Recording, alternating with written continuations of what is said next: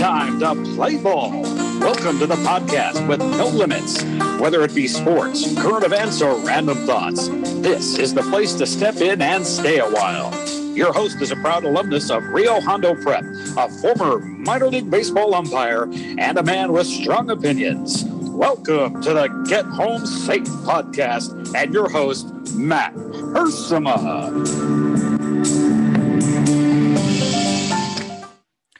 Hey guys, and welcome to another episode of Get Home Safe. It is a Friday edition of the podcast, so we are joined by an outstanding guest today. We are joined by Mark Saiz, and Mark and I used to officiate high school football together. We started the same year. I was a younger guy, and Mark was a veteran law enforcement guy at the time, and we worked a few years together, and then he moved to Las Vegas, and he retired from the California Highway Patrol and is now doing a lot of private security for teams and celebrities and things. We'll get into all that.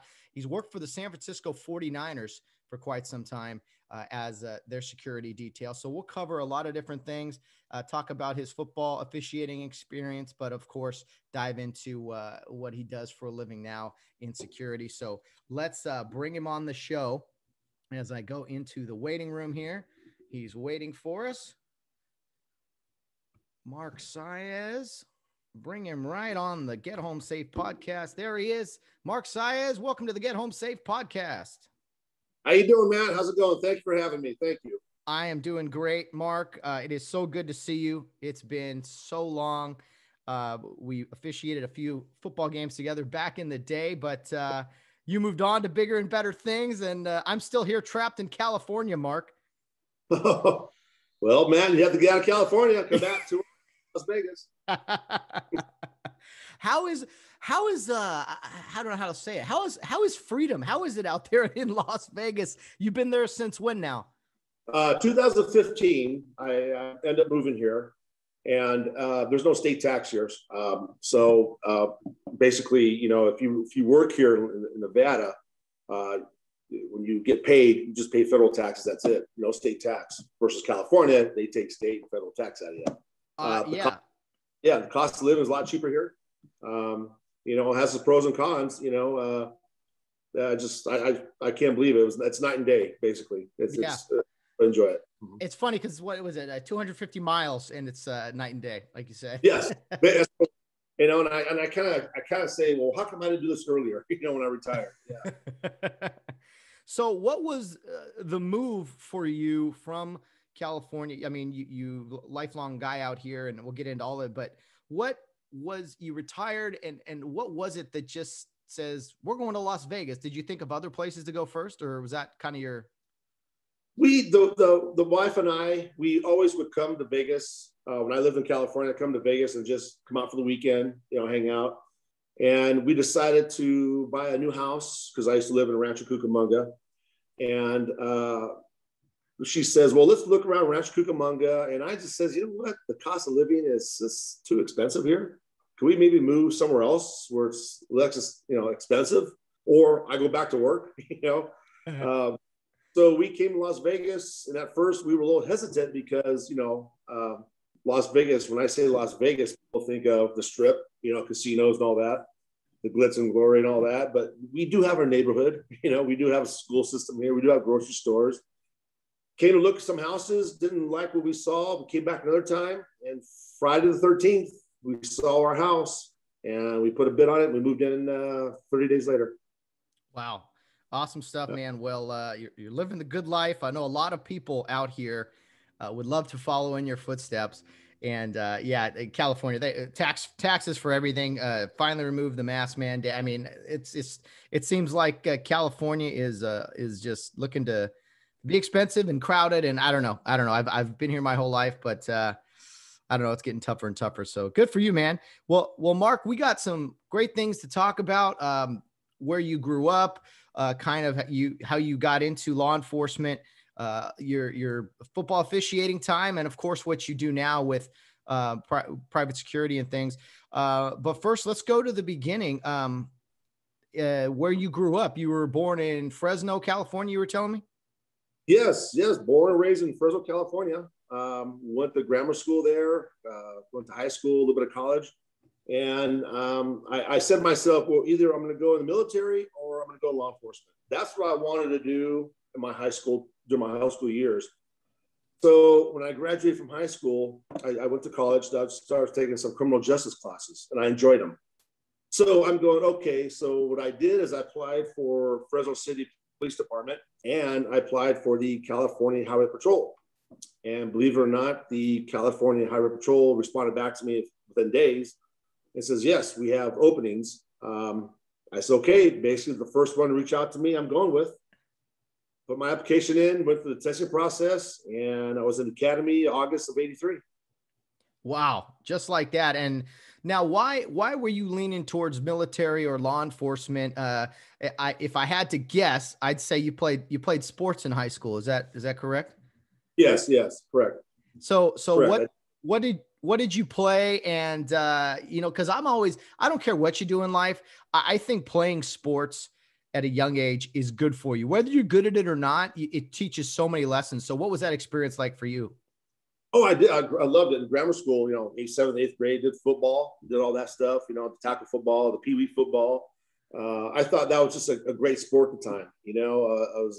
Then I started watching the NFL, and I said, man, that's a dream right there. And I just started playing football, and then I just says, well, I got to start my career. I either go with the athletic side, football, or do I go with a career that I can last long and get good retirement, good benefit.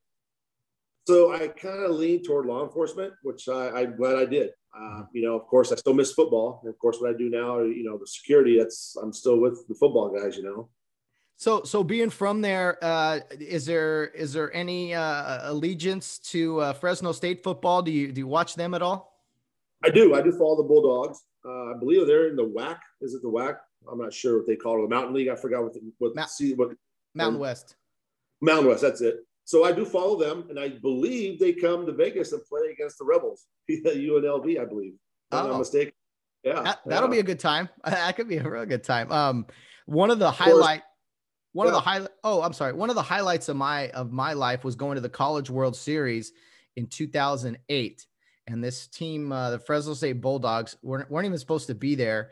And they dominated the World Series and won that thing. And it's still one of my favorite sports memories was watching the Fresno State Bulldogs come out of nowhere to win the College World Series in 2008. So, that's my thoughts about Fresno. And, State Bulldogs, they have a good football program, very good football program, always competitive, very competitive.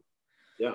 They kind of play with that chip on the shoulder, which I like, get all the kids that maybe weren't recruited by the bigger schools out here. So after Fresno or high school in Fresno, college and things, you were picked up by the California Highway Patrol, and talk me through that process.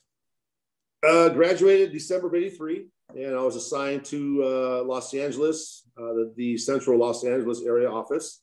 Worked there for about 7 years. About a year into my career, I got on a motorcycle because I saw, the chips type thing, So I went to motor school, passed, and from '83 to the end of my career, I was on motorcycle duty.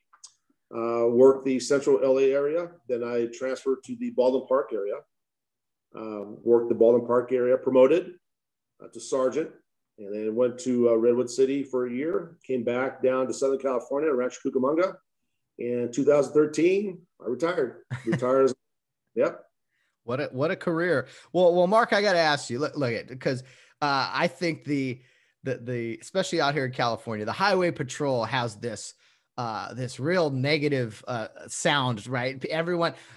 People, the Highway Patrol, they just pull people over all day. Not any great experiences with them, really. But I've always said, no, I know actually a couple guys in officiating who are Highway Patrolmen. They're great guys. So those guys pulling people over can't all be bad. But is that kind of been your experience? Like, I work for the Highway Patrol, and people are like, oh, you're one of those ticket riders who chases people down. Yeah, you're the guy that's, don't give no one breaks, all that kind of stuff. And of course, you have other law enforcement call us AAA with a gun, because we're always on the freeway. But basically, we're everywhere. We do both unincorporated areas. We do, the highways, freeways, byways, and everything. So, it's a very, very good organization. I'm proud to be with them. I'm proud, I'd served my time with them. Rewarding, had a good time. A lot of good people on the Highway Patrol. A lot of good people on that. Oh, I bet. Absolutely. And, it's crazy to think that, in all my travels through California, I mean, I can't believe kind of the jurisdiction that the Highway Patrol has at times. I mean, you got guys who make a drive up to, I don't know, up to Bakersfield, or guys, all these different counties and things. And I'm just like, man, was that basically did it change? Were you assigned like a specific freeway area, certain streets during the day? How did your assignment and jurisdiction go? Well, the way we did it is the way my area office goes. Every office is different, but we were by seniority, and basically you would pick your beat by seniority. Depends how much time you have on the job. You can get you pick your beat. The beat consists of either a section of a freeway or a section of the unincorporated areas, county areas that you would have to be responsible for. I've always chose the freeways because I feel if you're on a bike, motorcycle, that's a good tool. I mean, it's just something should happen. You can always drive in the middle of the traffic, split lanes, and get to the scene if you need to. So I always work the 10 freeway, eastern portion of the freeway, the Upland area, the Pomona area. That's basically what I really like to work when I was as a road officer. Gotcha. And I've heard all these people have their theories, much like officiating. Everybody thinks they know. And so that being said, everyone's like, oh, they're just trying to make their quota. That's why you pulled me over for this nonsense, or rolling through a stop sign or whatever. I mean, ultimately, you guys are out there to make sure things don't happen, right? You're not out there. It's like officiating. Maybe you're not looking for trouble, but if there's a problem, you got to kind of deal with it. Sure. Absolutely. As they say, we're problem solvers, but we just we go out there and try to save lives. That's our main goal. If you can stop someone, they're doing 100 miles an hour on the freeway, you know what? We probably saved that guy's life. We probably saved everyone else on that freeway's life because he was driving crazy. You know what I'm saying? So people say, well, you stop and write people tickets all the time, get on breaks.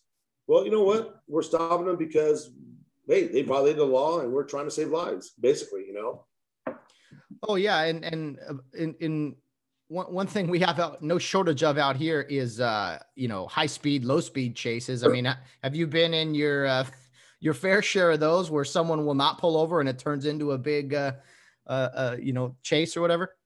And they're done that on the bike. Yeah.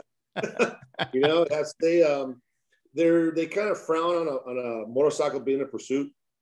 So if basically, life's too short, I'm not going to risk chasing someone down, because they want to stop, whatever. So I just said, you know what? I got off the gas, flew out the freeway and said, okay, Yeah. So it's interesting. Every time you see these high speed chases, every single time I think to myself, well, maybe there's a time or two in history that it's worked out, but I'm like, they're going to catch you. Why are you still running? You're going to run out of gas, or it's going to end some other bad way, and you're going to hurt someone too. I mean, I always tune in when I see us chase, because I'm like, it's usually not that exciting of an ending, but I just like, this guy in this car is being an idiot. Right. It's funny because sometimes in Vegas here, they'll have breaking news, LA's in a police chase, Really? Because here in Las Vegas, there's no pursuits out here. They don't mess around out here in Las Vegas. I mean, they just nothing. Yeah. Interesting. Very interesting. Yeah. Well, do you have any funny stories or anything like that from maybe 30 years of CHP and pulling people over? I mean, is there any memories that stick out to you or anything like that? Yeah, I ended up working with the Department of Justice doing the CAMP program, the marijuana planning program. I was temporarily assigned to the Department of Justice Narcotics Division. And what we did is, I did it for 9 years. We would go out and we would just eradicate marijuana plants back in the early 90s to mid 90s. That was a lot of fun there because, you basically camouflage yourself up. You go in the forest and you find these, these marijuana cultivation farms, and you try to get a suspect, so you have to sit there and wait till someone comes in there, and then you make an arrest and or you eradicate these plants. And so that was seasonal, but it was a lot of fun. That, I had to say, was probably the most memorable on the job. Additionally, I was assigned to the protective services detail, where we would go out and assist Secret Service with all the presidents coming in, vice presidents coming into town. So I was assigned to that detail. And of course, I'm sure you've seen that, where we stopped the freeway and, have the motorcade through. Right. So I was a part of that detail. So it was rewarding, it was fun. A lot of, we were able to sometimes meet, some celebrities, go to some, doing traffic control, whatever. And of course, we had, some governors. We were responsible for, governors, protecting the governors. But overall, it was a lot of fun, especially on a bike. It was just a lot of fun, had a good time. Yeah. I mean, I've ridden on a motorcycle before, but not driven one. And I know that, there's something about guys riding a motorcycle. It's just, it's this freedom. It's this, a lot of people say, oh, it's dangerous, because if you crash, you're in real trouble. But I mean, you can't necessarily live life in fear. But on a day-to-day basis, I mean, you have the badge, right? So there's a certain element of danger there. But I would say was probably a lot of your concern, other cars, you're weaving in and out of things, being on a motorcycle. I mean, my dad always told me when I was driving, he's like, you can't worry about what you're doing. You have to worry about what everyone else is doing around you. But on a bike, 4 wheels versus 2 wheels, you really got to be, pay attention to what's going on, because you have to have the mindset that no one can see you. No one sees you. So, you have to have something out, not be someone's blind spot, so it's a little bit more, more attentive. You can't be wondering about something else, thinking about this, thinking about a football game coming up or something like that. You have to be focused on riding that bike. Yeah, really, really interesting. Have you ever heard a line of anything? You ever I don't know, you ever pulled someone over who's like, look, we were speeding because my wife's in the front seat, she's pregnant? Or has anyone ever said anything to you when you get pulled over? Like, yeah, I know I was going 100, write me the ticket as quick as you, I don't know. Is there anything, any interaction you had like that? There's a few, of course, the major one was have to use the bathroom, have to use the restroom, got to go to the bathroom. Well, you passed up 4 exits and there's gas stations there, residents there. If you got to go that bad, get off the freeway and use the restroom. Some, are just, you caught me, I was going fast or whatever, and there was one line, and I walked up, the kid goes, I'll take a cheeseburger with French fries, just drive through. But, there's a lot, of course, there's people, no, I wasn't going fast. No, I wasn't going fast, that kind of stuff. But you're going to have all walks of life, you're going to encounter all these people and all that. But you know what? You just maintain your, composure and be professional. And that's all you can do, Oh man. Excuse me, when I was driving for Uber and Lyft, I still do a little part-time here, but anyone who hasn't done it, I think people should do it, because you get such an experience of all walks of life when you start picking up random people.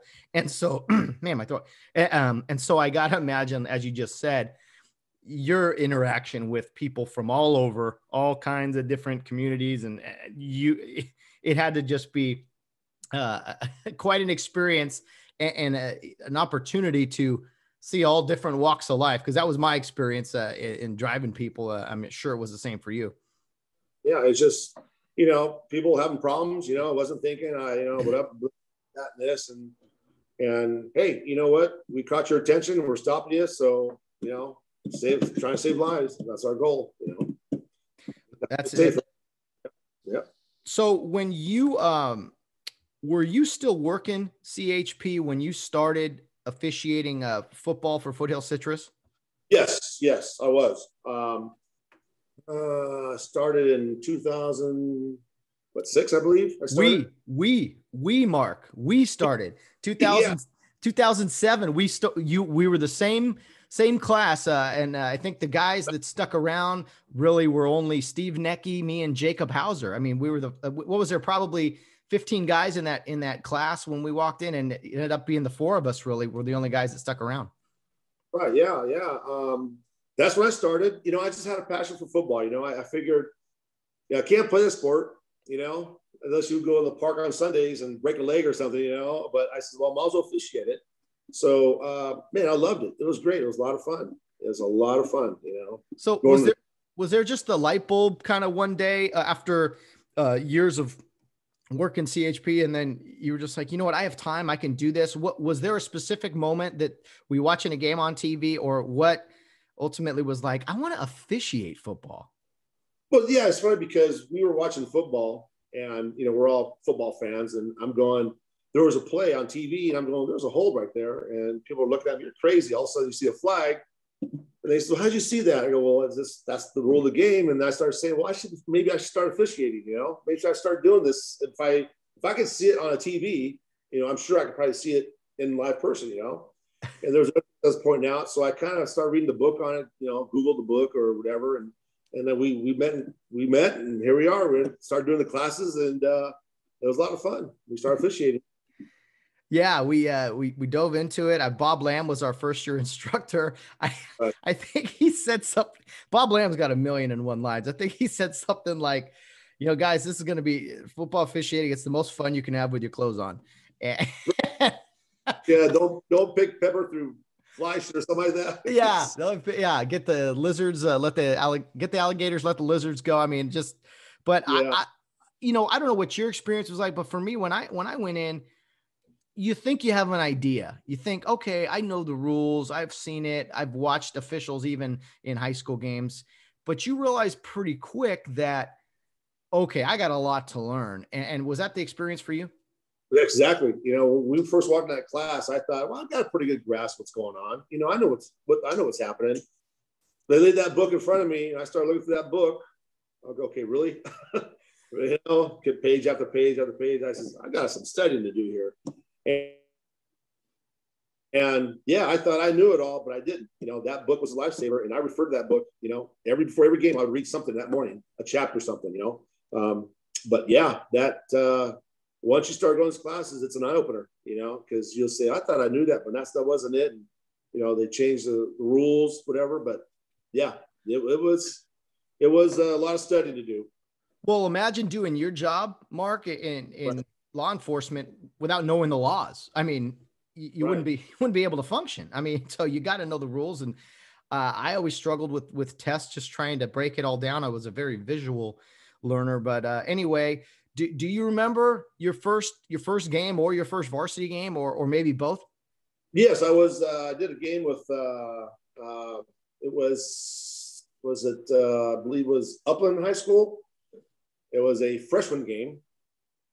And I was the headlinesman, the headlines, and that was our first game. And I didn't really I went in there with the mindset of just relax and just officiate, just officiate, be yourself and all that.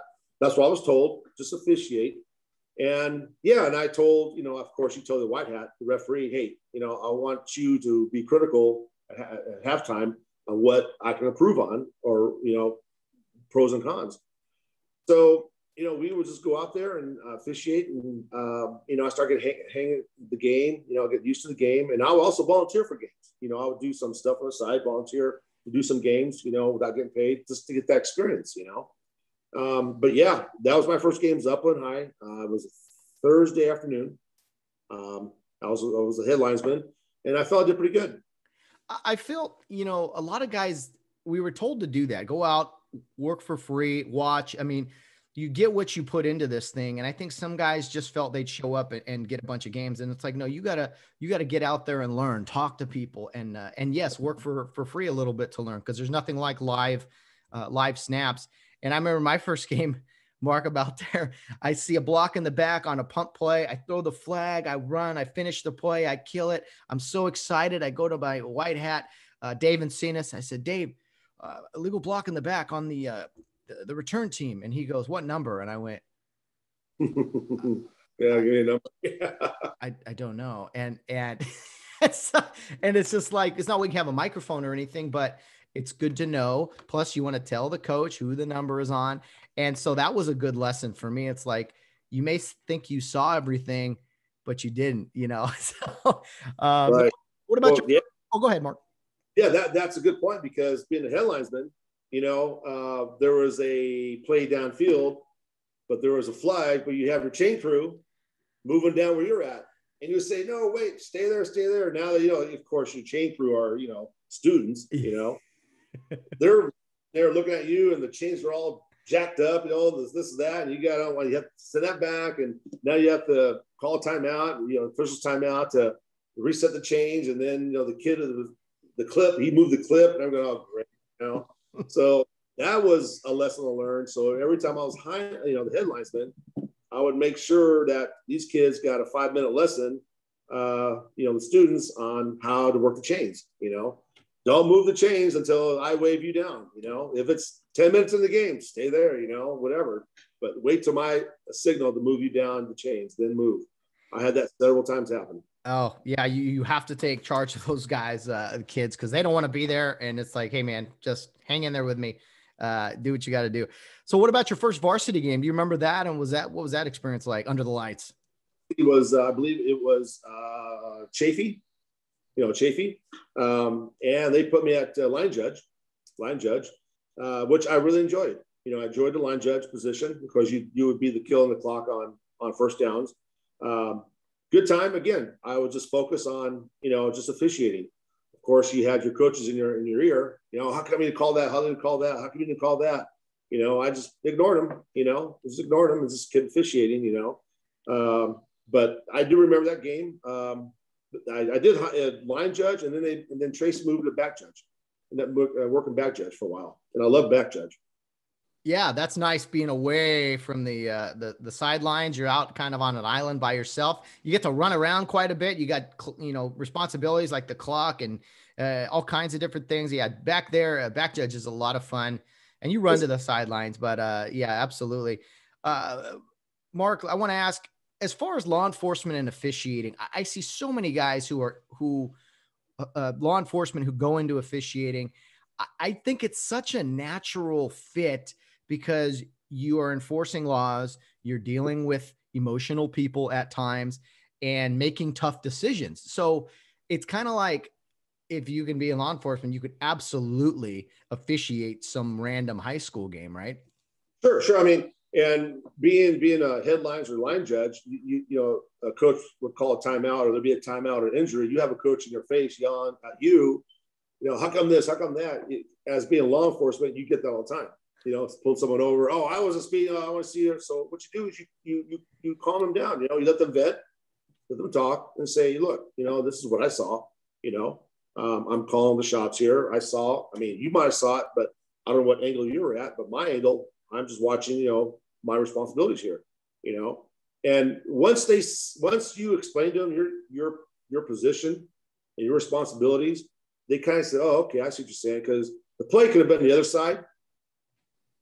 How come they didn't call the tight end for holding or whatever? Well, I'm responsible for this side of your field, not the other side, and so you have to explain to them that, it's your area that you have to focus on. And a lot of coaches don't understand that, a lot of coaches don't know the rule book either. It's funny, because there was, I don't know who the official was, but he would carry his handbook in his back pocket for games. And, I mean, and then so you have some guys who say, well, read the handbook, You don't know a handbook, So a lot of coaches don't know the rule book, Yeah. I think honesty is, the best policy. And if you're honest with guys, sometimes you got to be forceful, but I think where guys really struggle in officiating, we're talking football specifically, but it's just, they don't know how to look someone in the eye and have a conversation with them, or tell them, respond to them. Sometimes you got to yell. Usually you don't, but it's just like, to your point, hey, this is what I saw. This is what I was looking at. I can't look over there. I have other responsibilities. I will try to communicate to my guys. This is your concern. If you work with them, I think most guys see you trying to work with them will appreciate it. There now, and again, there's a handful of knuckleheads who just you can't please them. I don't know how they're married because you could do nothing right in their eyes. So, but those guys are few and far between. Most guys are just competing passionately, and you got to be honest with them, open and honest, right?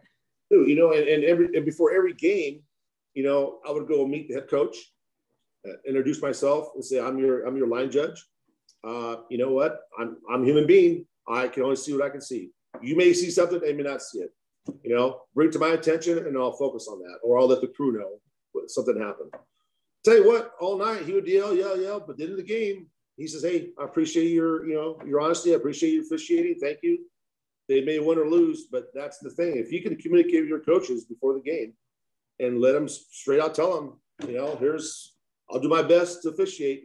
Let's do this. Or tell them, hey, your defensive line guy is kind of in the neutral zone. Bring him back a little bit, kind of help them out. They appreciate that kind of stuff, Oh yeah, absolutely. And it's different at various levels, but high school, I mean, we know everyone's there trying to do a job, and sure. we're there to kind of be the in between of two teams competing. Right. Speak, if you can, Mark, about your experience just with Foothill Citrus football. You mentioned Tracy's name. Tracy McFate, our assigner, actually lives out in your neck of the woods in Henderson, Nevada now. And I felt so welcomed in Foothill Citrus. I felt all the people, the instructors, the assigner, of course, and just the people on the board. There was this welcoming to everyone. I didn't experience that everywhere I went as far as officiating. And so my experience with Foothill Citrus was great. I'm proud to be a former member. Oh yeah. I mean, it was well, look at Sean Hockley. He was with them, and now he's with the NFL. Same thing, open arms, and they were not hesitant to help you out. If you had a problem issue, say, hey, I got this problem issue. They would help you out, work with you, this and that. And that's what I like. That's what I really enjoyed about them. After every game, I would talk to the white hat. Hey, what can I do to improve? What can I do to make myself better at officiating? And they were really open. Yeah, here's what you could do. You could do this, maybe position yourself here, this here, this, whatever. But I would always, accept that, embrace it and say, look, I'm going to use that for next time, But again, I agree with what you're saying. They were a fantastic organization. Great, especially the meeting nights were really good, Yeah, you didn't mind going. You were like, okay, this is fun. We're gonna tease each other, but we're also gonna learn and put the work in. It was just they were big on camaraderie, and I think the proof of. I had Andy Angelo. Were you in that class also as well? On the nights we go at training at night. No, you know what? I think I was in a different class after that first year. Who was it's been so long now. Right. Maybe. Yeah, we would go over the test. We would do the test real quick. Any questions and answers, but then he would ask us, your previous game, what issues did you see that you wanted to bring to our attention or concern? And we would talk about it. And I think that was very helpful, helpful, because that situation happened to me or you or anyone else that never happened before, Yeah, sometimes the stuff on paper isn't as good as real life situations. I don't need to tell you that with your background, but that was definitely beneficial to hear about what to do and also what not to do, because I've learned both. Do you have any specific favorite memory from officiating football? Because you did it for, I don't know, 8 years or so, maybe? Yeah, I did 8 years. I think it was it Ontario? It was a game, and there was basically players started fighting in the field. So it was like third quarter. They started fighting in the field. So of course we all broke them up.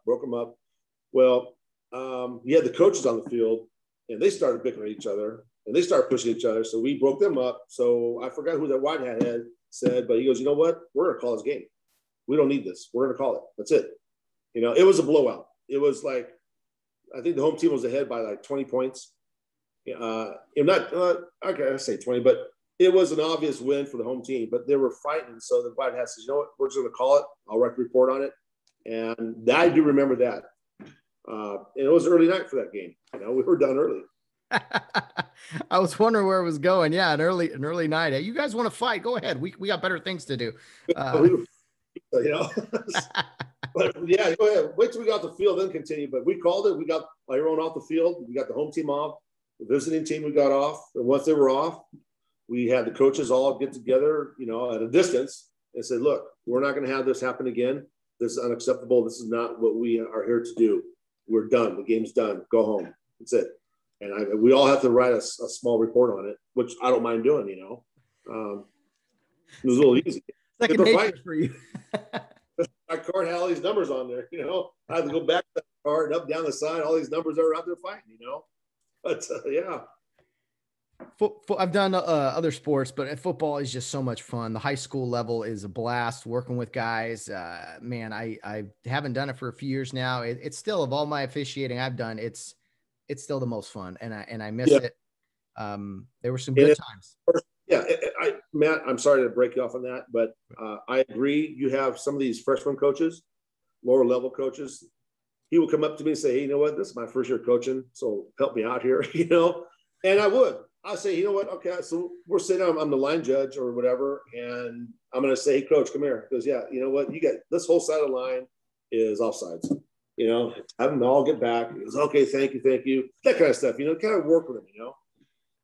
Well, for the freshman JV level, like, no matter how much people want to say this is, you know, it's a Super Bowl to them, but it's like, no, this is time to learn. This is not just for the players, the coaches, but also the officials. So it's like, hey, you need to settle down. We're out here.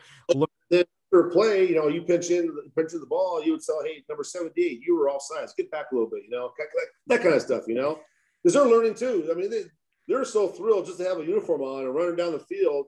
They forget to play sometimes, you know. Well, what did we call last time? You know, they don't even know, and you have to kind of school them as well. Then I'll backpedal to the sideline. I'll tell the coach, I told you you're 78 to get back a little bit. You know, he's offsides. They appreciate that. Oh, thank you. I appreciate that. You know, they do it again. Guess what? There goes the flag. You know, give them a chance. You know, that's it. Yep. Oh man, great times. And yeah, you have to look up Tracy McFade out there in Vegas. Make him buy you a beer or two, Mark. You know what? I'll have to do that. I'll look him up. Yeah. He's not is he doing any kind of officiating out here? Do you know? No, he's just enjoying the good life in Las Vegas, like you. Good. Yeah, all those assigner fees we paid him. He can buy a beer or two, Tracy, if you're listening.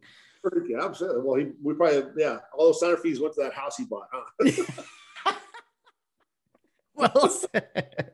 Oh man, great times. Well, you touched on it already, Mark, but you retired from a great career in the CHP and you go to Las Vegas. So you had to put away your referee stripes. Now, when you went to Vegas, were you just going to not work at all and just kind of be, you know what, we're retired. This is where we're settling, kind of before you went into all the other security stuff and things? Or did you have a plan that you were going to find other work after you were retired? Oh, basically, when I came to Las Vegas, you know, I did the honey-do list around the house. You know, do this, paint that. You know, the house was a move-in condition, I have to say. So I'm sitting around here and watching the TV in the morning, the news. I'm going, am I going to do this the rest of my life? Just sit on this couch and just watch TV all day? You know, watch these soap operas and stuff. You know, all that. I mean, that's not me. I have to be active. So for some reason, I came across, in fact, my wife came across the SIS, which is Security Industry Specialist job. They had openings here in Vegas. And I said, let me see that. So I got her iPad, I was reading it. And I'm going, I said, what do you think? She goes, well, if you're bored, might as well work. You know, it's part-time work. Keep yourself busy. So I applied. They came and interviewed me, and I started working with them. I've been with them now 6 years exactly. The time I moved here, been with them for 6 years, SIS. So I work with them, and basically what they do is, you know, they do high-end security, you know, with merchandise that we escort or we protect and all that, provide service for. Not only here in Vegas, but we travel throughout the United States, and this company is worldwide. have to admit. It's a very, very nice company I was with. So I started with them in 2015 with SIS. And then, of course, I started working with them. And then another opportunity came through, and I got on with that another security company. And we'll get there. I'm sure we will. Yeah. So you went from sitting at home watching soap operas to back out traveling all over the place, huh? Exactly. And I loved it. It was great, So my first, I go, wow, okay, this is great. So the coordinator called me up and says, hey, I have an assignment for you. Sure, go ahead. Oh, it ended up being 60 hours a week of work for like about 2 months. So I'm going, wow, maybe I better slow down here. And I was never home, So I took a little break, and then it just, I'll kind of pick and choose your work, But I've been busy with them ever since. Had you done any security work with like celebrities or anything out here in Los Angeles before kind of moving out to Vegas? Yes. After I retired, I got on a security company, and they're based in Orange County, and they were responsible for a couple of NBA teams. And I had the opportunity to work with the Lakers and the Clippers, work with Kobe Bryant, Vanessa Bryant, worked with the daughters, her 2 daughters she had at the time. Worked with them for a while, and then worked with the Clippers, the Clippers, worked at their facility for a little bit, worked a few games, and then he ended up assigning me to the R&B singer Neo. So I worked with him for about a year. And with Neo, I met a lot of celebrities, because we would go to the American Billboard Awards here in Vegas. We would do some filming, some video filming and all that. And I had the opportunity to be with Neo, and I met several celebrities, a lot. Wow. Well, I know a lot of people out here in Southern California were, very affected emotionally when Kobe Bryant passed away. And his daughter, of course, and the rest of the people on the helicopter. But what was the Bryant family like, kind of behind the scenes? I mean, were they just normal people? And you have any, I don't know, memories of kind of your interactions with Kobe and his family? Yes, Kobe was a very nice guy, very nice gentleman, very family oriented. Always playing with the daughters, Vanessa was a very nice person, and so we kind of created a bond, and all that. And he knew who we were, and we had a job to do. He would go somewhere, and I would be there with Vanessa and the family. They needed somewhere to go, I'd take them, pick them up from school, whatever. But very nice family. Again, you mentioned earlier, it's unfortunate what happened, but other than that, they were just very nice family. Very nice. Yeah. Just very, very sad. And it's still shocking. And it's kind of started the whole crazy year that was 2020. As far as your work with the Lakers and the Clippers, what were you a game day guy in the arena, or what were you doing with them? It was a game day, just a home game. Players would show up, escort the players, make sure they get on the court. And when the game started, you're in that little tube tunnel area. Game's done, make sure they get off the court, get them a locker room. And then if anyone needed a ride home, take them home or to the facility.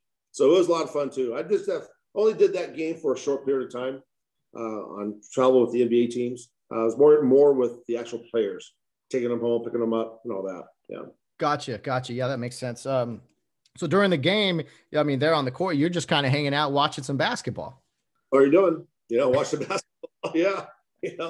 Not a bad gig. Yeah. That's crazy, man. Well, very, very cool. So you came out to Vegas, and that is, let's say, I don't know when it was, but you eventually landed a job working with the San Francisco 49ers, right? Correct. Yes, I am currently I'm player security. So I'm responsible for all the players, wherever they go, practice, travel, hotels, everything. So basically where the players are, I'm with the players on the field during games, travel with the team, et cetera, et cetera.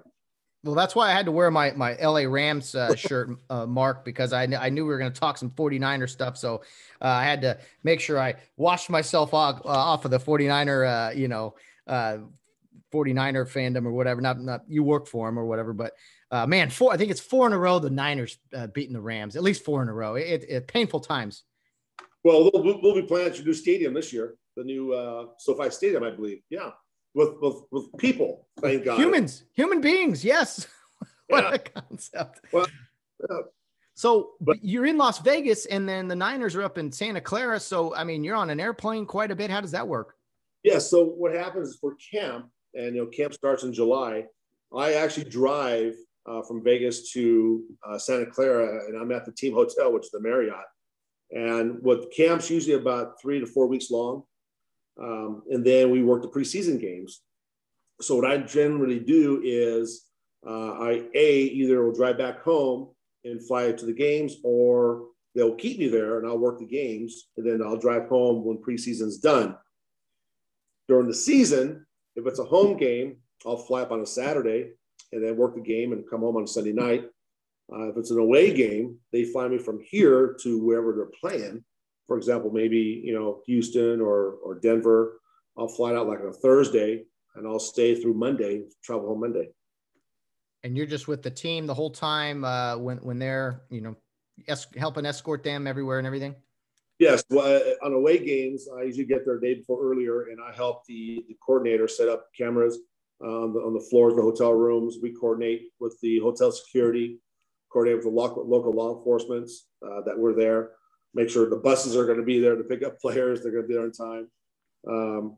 Then once we do all of that, players come, we assist the players with the room keys, get them bedded down. We do a room check at night. Then we're done. Then the next morning, depends what time, your shift starts. Generally, you're looking at about a 12-hour day, anywhere from 12 to 14-hour day. Up early in the morning, get your breakfast. You go up the team to practice. You're at the hotel rooms. You're securing the floors, keeping the fans away from the restricted areas. Then, of course, on game day, it's a long day because you're up early in the morning. You have what's called tag bags. Any player that takes a bag into an NFL stadium has to be searched. There's some very strict rules that the NFL, the league, has placed upon every team. So what happens in the morning is a player will come down with a bag, like a backpack he wants to take into the stadium. That has to be checked by a canine dog, a dog that sniffs out any potential hazards. So once the dog it's passed, by the canine crew, we put a tag on it and we put that in a secure room. And then the player comes back, gets his bag, he goes to the bus, and then we're off to the stadium. Wow. That's a long day. And yeah, we all watch the football game for 3 hours, but yeah, there's so much more that goes into it. Sounds like a very coordinated effort. Just it is every week, man. It is. If it's a 1 o'clock game in the afternoon, we start work about 6:30 in the morning. Oof. Yeah, because they have what's called, the breakfast. They have the morning breakfast meetings, and then the first bus leaves approximately 3 hours before the game. The second bus leaves about 15 minutes later, and the next bus leaves about another half hour later than that. So there's 3 separate buses that leave to the stadium. So we have to be there. Someone has to be there till the last bus leaves. And then we go to the stadium. So we're at that stadium about 3 hours before the game. And then basically our job's on it. I mean, we're working until the game's done. So did a couple of years ago, did you go with them to the Super Bowl? Yes, did. So I got to imagine everything that you just talked about is multiplied by 10, right? Super Bowl, I was there for, I think, 13 days. I went 13 days. And what we did is the security protocol at the hotel room was absolutely just phenomenal, because we had law enforcement, we had NFL security, we had the player security, and it was just to walk into the hotel, you had to have some kind of credential that you belonged in there. So it was fun. Long days, again, 14, 15-hour days, but it was a lot of fun. That had to be a blast. And so during the Super Bowl, during the game, I should say, maybe any game, are you just, again, sitting there watching the game, or are you got responsibilities kind of in the locker room or anything? Yeah, actually, on every game day, they want security personnel, of course, on the field with players, and then they want personnel in the locker room, because, of course, the players have all their valuables there. Have all their jewelry, their money, phones. So they want someone in the locker room as well, and they want someone posted outside the door so no one can come in. Only certain people can come in. So on that game day for Super Bowl, we were assigned, the field or the tunnel or the locker room or the family area where they were at. So again, depends what duties you had. That's what we. Interesting. Well, anytime you can be at a Super Bowl, I mean, that's definitely a goal of mine someday, is to go and be there. Maybe here in Los Angeles would be nice and convenient. But it was quite a memorable Super Bowl. All kidding aside, the Niners had the lead there in the fourth, and the Chiefs with a great comeback to win their first Super Bowl in 50 years. I mean, I know the 49ers lost. They were probably bummed in that locker room, but that still had to be quite an experience for you, Mark, to be there for all that. Yeah, it was. I tell you, when that bus ride back from the stadium, it was quiet. It was like going to your closet, shutting the door, and not saying a word. It was very quiet. But the coach made a good point. You know what? He said he was proud of the players. They accomplished something that other 31 teams couldn't do. They made the Super Bowl. That's just ready for next year. They had the materials, they had the players, the tool to work on the following year. Well, when you were growing up in Fresno, did you grow up as a 49er fan? No, I did not. No. Okay. So I was going to say that would be cool if it all came together like that, but that's pretty neat. So man, you got quite the gig there, Mark, working with one of the great NFL franchises. And let's see, it's June. So man, pretty soon here, camp's going and you'll be on the road again. Back on the road. Right. Exactly. Absolutely. Was it quite different this last year in 2020, the season, the fact that there weren't fans at places, that I don't know, the protocols and everything, was it a night and day difference from what you've been used to? Yeah, absolutely. It was, because we have to be tested. If we're associated players, we have to be tested, COVID tested, and that was daily. And other than that, yeah, going to the facility, the stadium, they didn't really need security because there was no one there. So we would assist the players at the hotel, get them on the buses, and we would just be at the hotel. Gotcha. Very interesting. Well, quite a cool job. I see the 49ers and I always, I despise the logo and everything, but after I take a few breaths, I'm like, you know what? My buddy Mark Saiz is there working with them. So that's, good guy. Anyway, all the best in that, man. That's fun. That's gotta be just, I know there's a lot of work involved, right? But it's still gotta be fun for you. It is. For my first year, I'm going, oh man, do I do this right? Make sure this is done. The players asking you, hey, what time do I? You have to know their schedule, and you have to know where that room they have to go to. So, okay, your defensive line, you go down here and make a left. Your offensive, you're over here on the right. So because they come down, and they have a lot in their mind. They're studying their tablets, they're studying plays, they're thinking, they have their headphones on. They're not thinking where they're going. Hey, excuse me, belong over here this side. Your offense, not defense. Oh, thank you. But they've got so much things going on in their mind. They just forget where they're going. Oh, wow. I didn't think about that. That's interesting. There's a lot of responsibilities. Who's the biggest of all the dudes you've been around? Because all the NFL dudes, they are a different breed. They're just, mammoths. Who's the biggest guy that you've seen, or at least seemed the biggest in person? Oh man. The whole entire team. Yeah, defensive line. Is your neck always, Mark? Is your neck always sore looking up to guys? Well, you just stand back. You stand top. Just go. Yeah, you keep your distance. There are some they're all tall. Your defensive linemen are tall. Gosh, I'm just trying to think of someone who really towered over me. Of course. Staley, he retired. He was a left guard. He was a big man, left tackle. He retired. He was big. That whole offensive line was fairly big, and it's deceiving because on TV, there's the football players, but on the field, next to these guys, they're 6'5", 6'6", and they're towering over you, Yeah. Yeah. And not just the height. The build, they're just, their houses.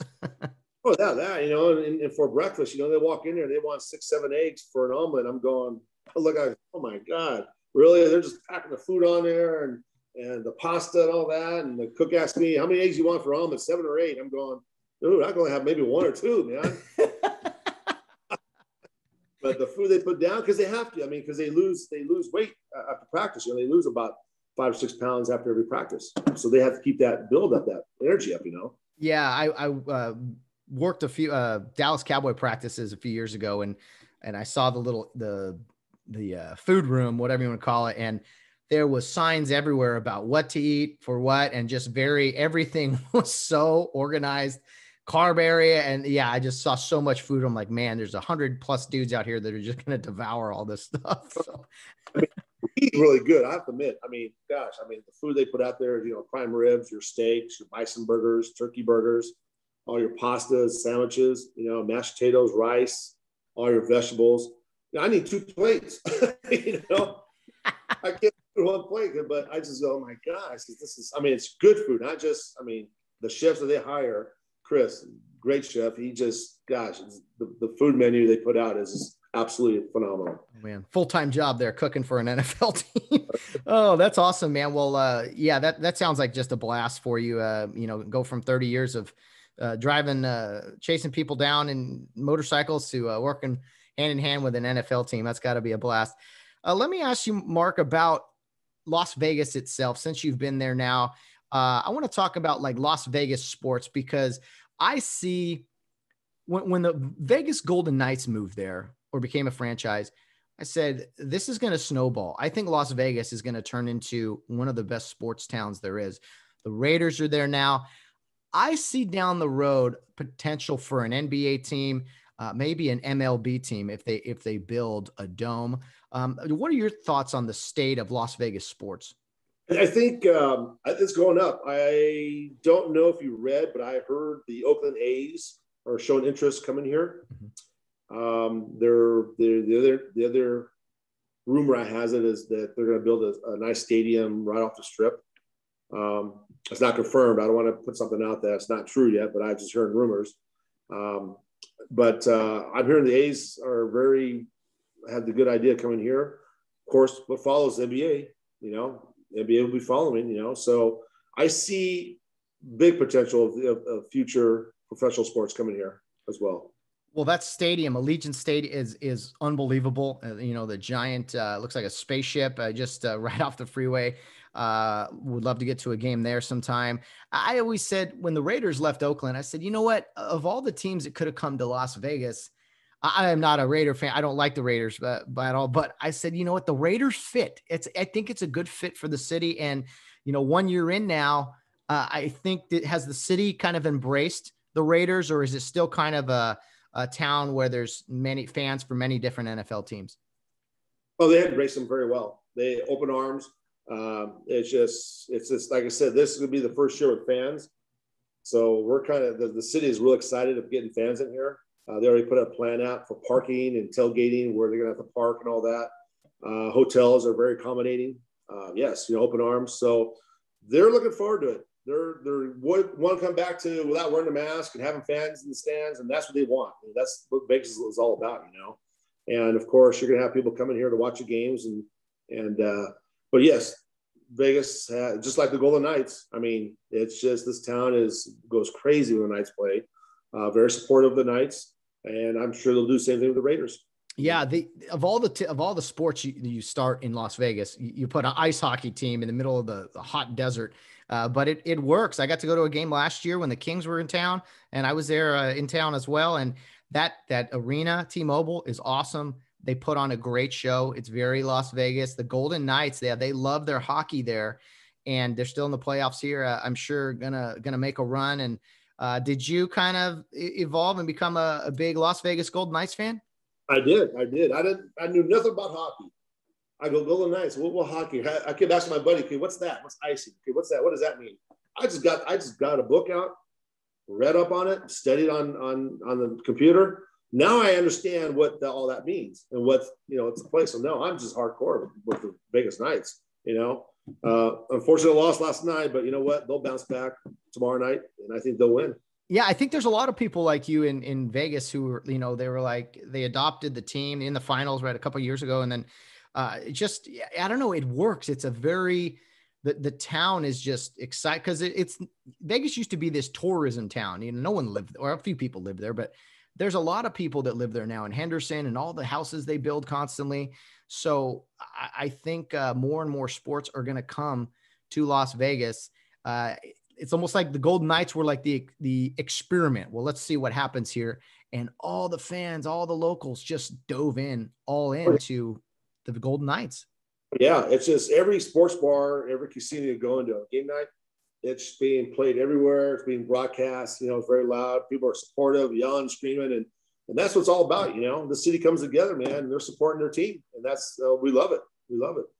That is awesome. Well, what are your thoughts on Vegas? As I kind of mentioned, it used to be, just a part. It's America's playground. It's a party town. The mafia back in the day was kind of built the city, and now it's kind of turned into this nice place to live, not on the Strip, of course. But I mean, what are your thoughts on just Las Vegas as a tourism spot and Las Vegas as a place to live? You know what? This is the entertainment capital of the world. Because if my wife and I want to go down to the Strip and have something to eat, a good place to eat, we could do it. We do have our neighborhood here. We do have a school district here.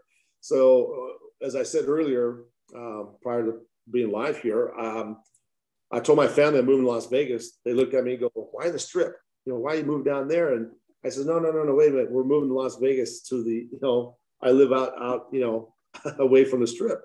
And so when you tell people I live in Las Vegas, first they come with hotels, the Strip, the bars and all that gaming and all that. But no, we do have a neighborhood here, and I really enjoy it out here. I'm about 18 miles from the Strip, northwest. As far as tourism, yeah, people are coming in here all the time. I guess, what was it? I saw on the news that TSA at the airport Memorial Weekend was the most busiest in the world. People come here to this. And it showed, people come here to have fun, and I'm here. My wife and I do staycations. We stay on the Strip sometimes. I'm in the elevator. People are packing up, leaving. I always ask them, where you guys head to? Oh, I'm going back to South Dakota. Oh, I'm going back to, New Jersey. Oh, I'm going back to Texas. How about you? Well, I'm going 15-minute drive home. So they look, really, that's cool. So it's really fun to be out here. I don't mind the heat. It's supposed to be 115 a day. So I don't mind it. It's dry heat, but the wife and I really love being out here. Yeah, it's not 115 indoors. I know that they get those air conditioning down really well. So, and then it had to be crazy, Mark, for the city, like everywhere else in the country, really, to just be a ghost town. Tracy, I think, told me, he was like, they took a drive through there, and just every time I've been to Vegas, it's wall to wall people. And then to not see that, it was so eerie. It had to be living there, right? To drive from one end of the Strip to the other, it takes you about maybe 45 minutes, maybe, the traffic. But during that pandemic, when they closed everything down, it's just like going down your neighborhood street right through. Everything was closed up. It was really bizarre. It was like, what, is this weird or what? Vegas has never closed since they opened up here, never. And they closed for that pandemic, and it was just going down the Strip and no one walking around, no traffic. It was strange. Yeah, definitely strange, of all places too, to see Vegas. Well, Vegas is a great city. I didn't even mention, it's an incredible fight city. Boxing, how many countless big events have been there? Of course, UFC. It's a great sports town, and it's a great town in general. It's cool that you and your wife do that little staycation. I think that's great. This past weekend, they had the UFC fight. They had PBR here. The professional bull riders. They had the Vegas Knights going on here. There's always something happening here. Always something happening. Well, and what's cool about Vegas, I found out kind of is you can get anywhere pretty quickly. There's a lot of direct flights to other places. And in LA, what are you, a couple 100 miles, we got to come back here for some reason, but it's a very accessible place. Even if you're not a party animal or whatever, there's things to do in Vegas. There's options, great food, of course. And just, man, I want to get out there, Mark. Yeah. A lot of things to do. You're right. Absolutely. Well, Mark, all the best with everything security wise. I hope there's more teams in Vegas, and it's so good talking to you, man. Hopefully I get to get out there soon and we'll get a beer or something. Absolutely. I appreciate it. Thank you, Matt, for having me on your podcast here. And you stay safe. When you come on out, give me a call. How's that? That would be fantastic, man. Yeah, I can't wait. It would be a blast. So hopefully here in the near future, man. And thanks again so much for doing this. We talked about a lot and the time flew. Gotcha. Thank you very much, Matt. Appreciate it. I'll stay in touch. Take care, Mark. Thank you, sir. Have a good one. Bye. Well, that was an absolute pleasure chatting with Mark Saiz, talking about football, officiating, and man, what a life in the private security world there, working with NFL and NBA teams and celebrities. And of course, working CHP for 30 plus years, man, it makes me want to get to Las Vegas like tomorrow, not just for a weekend, but maybe for to live there for a little bit of time. So anyway, guys, thanks for listening to this episode of the Get Home Safe podcast. Another fun interview on Friday. I'm still trying to get more and more people to come on here and just chat with them for about an hour or so every Friday to have a nice little podcast episode on Fridays, as we like to do long form interviews. So if you have any ideas or some suggestions of people to chat with, send them my way. Always looking to talk with good people. So Mark Saiz, appreciate your time. Thanks again, guys. Have a wonderful weekend as we go into another weekend here in the summer. It's heating up and life is good. It's heating up. Things are opening up. So everybody have a good time. Be safe. And guys, as always, no matter what you're doing, whether you're out on the town or round in third base, get home safe.